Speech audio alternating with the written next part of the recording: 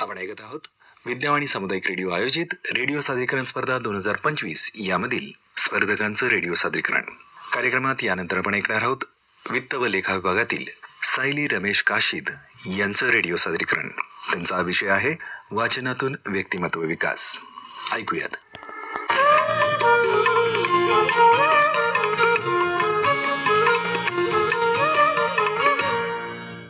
नमस्कार, मी सायली रमेश काशीद. 10 फेब्रुवारी सावित्रीबाई फुले पुणे विद्यापीठ वर्धापन दिन आणि 13 फेब्रुवारी जागतिक रेडिओ दिन यानिमित्त विद्यापीठातील शिक्षकेतर कर्मचाऱ्यांसाठी विद्यावाणी सामुदायिक रेडिओ आयोजित रेडिओ सादरीकरण स्पर्धा 2025 यामध्ये वाचनातून व्यक्तिमत्व विकास हा विषय सादर करीत आहे.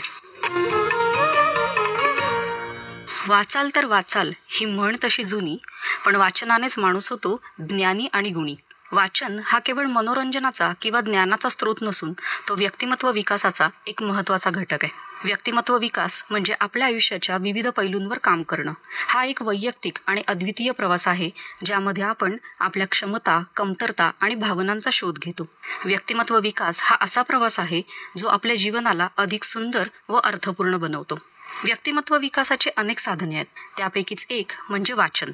वाचन हे व्यक्तिमत्व विकासासाठी अत्यंत प्रभावी व महत्त्वपूर्ण साधन आहे. वाचन ही एक शिस्त आहे जी मनाला संयम, विचारांना उंची आणि व्यक्तिमत्वाला ओज देते. आपलं आयुष्य हे एक कोडं आहे. ज्ञान हे या कोड्याचे उत्तर आहे आणि ज्ञान आपल्याला वाचनातून प्राप्त होते. योग्य पुस्तके, लेख, कथा, कादंबऱ्या, कविता, आत्मचरित्रे इत्यादी वाचनातून व्यक्तीचा आत्मविश्वास, विचारशक्ती, भावनिक बुद्धिमत्ता, संवाद कौशल्य आणि जीवनाकडे पाहण्याचा सकारात्मक दृष्टिकोन प्राप्त होतो. वाचनाने माणसाचे मन विशाल होते, विचार उंचावतात व आत्मा प्रकाशित होतो. भारताचे missile man doctor APJ Abdul Kalam यांचे विंग्ज ऑफ फायर हे आत्मचरित्र, जॉर्ज W वॉशिंग्टन यांचे एक होता कारवर हे आत्मचरित्र, सुधा मूर्ती, अब्राहम लिंकन यांचे आत्मचरित्र यांसारख्या अनेक आत्मचरित्रांच्या वाचनातून आपल्याला त्यांचा जीवन प्रवास, प्रयत्न, कष्ट, धैर्य, नशीब आणि संधी याविषयी जाणून घेता येते आणि आपल्या जीवनाविषयीचा आपला दृष्टिकोन बदलण्यास मदत होते. आपली मानसिकता सकारात्मक होते. आपल्या आयुष्यात येणाऱ्या अडचणींवर यशस्वीपणे मात करून, आपल्या स्वप्नांचा पाठलाग करून धैर्य आणि संयमाने ते पूर्ण करण्याचे बळ मिळते. आपल्याला स्वतःची योग्य समज मिळवता येते, जे व्यक्तिमत्व विकासासाठी अत्यंत आवश्यक आहे. वाचनामुळे आपल्याला विविध मुद्द्यांवर विचार करण्याची क्षमता प्राप्त होते. त्यामुळे आपण तर्कशक्ती आणि निर्णय घेण्याची क्षमता विकसित करू शकतो. गूढ कादंबऱ्या, कथा, कविता, शास्त्रीय साहित्य वाचल्याने आपले विचार अधिक मुक्त होतात आणि कल्पकतेला चालना मिळते. नवीन कल्पना, विचार आणि दृष्टिकोन प्राप्त होतात, जे आपल्याला आपल्या समस्यांचा अधिक सर्जनशीलतेने आणि कल्पकतेने निराकरण करण्यास मदत करतात. आपले चिंतन हे अधिक सखोल बनते व आपली अभिव्यक्ती अधिक सुंदर, समृद्ध व प्रभावी होते. वाचनामुळे सामाजिक संदर्भांचा विस्तार होतो. वेगवेगळ्या देशातील, समुदायातील किंवा ऐतिहासिक कालखंडातील पुस्तके वाचल्याने सांस्कृतिक वैविध्याची जाणीव होते. वेगवेगळ्या संस्कृती, धर्म, जीवनशैली आणि सामाजिक घटकांबद्दल आपण शिकतो, जे आपल्याला सामाजिकदृष्ट्या अधिक संवेदनशील बनवते. यामुळे आपल्या संवाद कौशल्यात प्रगल्भता येते, ज्यामुळे आपल्याला विविध लोकांशी प्रभावी संवाद साधता येतो. वाचनाचे परिणाम हे दीर्घकालीन असतात. जेव्हा आपल्याला प्रत्येक दिवशी नवीन गोष्टी शिकता येतात, त्याचा परिणाम आपल्या जीवनावर दीर्घकाळ पडतो. वाचनामुळे आपली मानसिक, भावनिक आणि बौद्धिक समृद्धता होत असते, जी जीवनाच्या प्रत्येक क्षेत्रात अनुकूल ठरते. वाचनामुळे आपले नेतृत्व कौशल्य सुधारते. नेतृत्वाची तत्त्वे शिकता येतात, जी आपल्याला समूहाचे नेतृत्व करताना मार्गदर्शन करतात. वेळेचे योग्य नियोजन कसे करावे, प्रत्येक कार्यास किती वेळ द्यावा याबद्दलच्या विचारांची प्रेरणा आपल्याला वाचनातून मिळते, ज्याचा व्यक्तिमत्व विकासासाठी अत्यंत उपयोग होतो. वाचनाने नवीन गोष्टी शिकण्याची तयारी विकसित होते. नवीन गोष्टी स्वीकारण्याची मानसिकता व लवचिकता प्राप्त होते, जी सामाजिक आणि व्यक्तिगत जीवनात फायदेशीर ठरते. फार पूर्वीपासून आपल्या समाजावर अंधश्रद्धेचा पगडा पाहायला मिळतो. अज्ञानामुळे चुकीच्या रूढी परंपरांना बळी पडून लोक स्वतःचे आणि कुटुंबाचे नुकसान करून घेतात. परंतु श्याम मानव यांच्या वादळ अंधश्रद्धेचे, बुवाबाजी एक फसवेगिरी अशा अनेक पुस्तकांच्या वाचनातून अंधश्रद्धेविषयी जागरूकता निर्माण होते व ती दूर होऊन त्याविषयीची भीती आणि भ्रम दूर होतात. त्यामुळे आपल्याला तर्काधिष्ठित विचार करण्याची सवय लागते आणि वैज्ञानिक दृष्टिकोनाचा विकास होतो.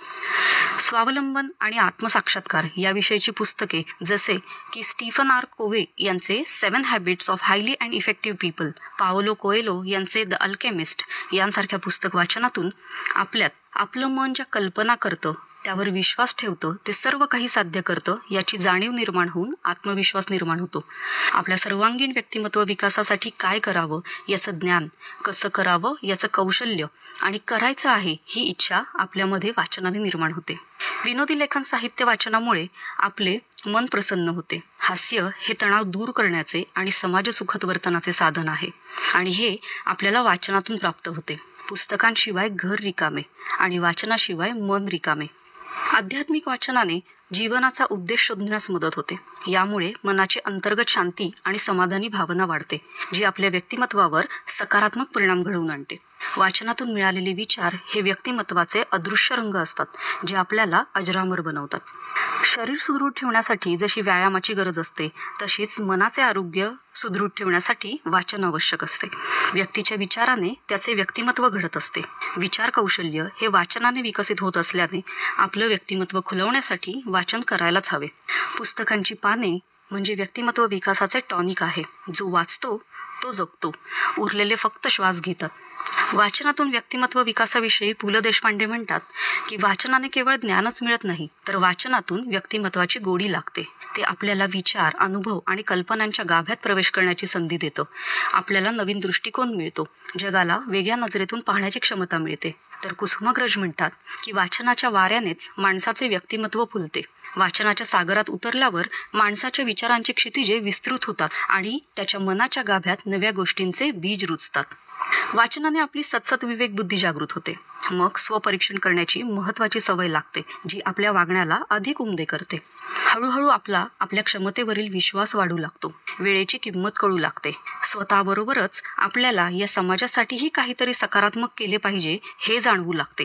थोडक्यात आपण एका उमद्या व्यक्तिमत्वाकडे सावकाश पण निश्चितपणे वाटचाल करू लागतो. वाचन हा केवळ शब्दांचा खेळ नसून तो आयुष्यभराचा साथीदार आहे, जो आपल्याला कधी फसवत नाही, सोडून जात नाही, तर आपले जीवन अधिक समृद्ध बनवतो. प्रत्येक पान आणि प्रत्येक पुस्तक हे व्यक्तिमत्वाच्या सर्व पैलूंमध्ये एक वेगळा रंग भरते. जसजसे आपण वाचतो तसतसे आपले व्यक्तिमत्व अधिक बहुआयामी, संवेदनशील आणि प्रभावी बनते. पुस्तकांमध्ये मन गुंतवले की मनाची घडी बदलते आणि व्यक्तिमत्वाला नवीन झलक मिळते. व्यक्तिमत्व विकसित करायचे असेल तर पुस्तकांना आपले जीवनसाथी बनवा. प्रत्येक शब्द तुम्हाला घडवेल. धन्यवाद.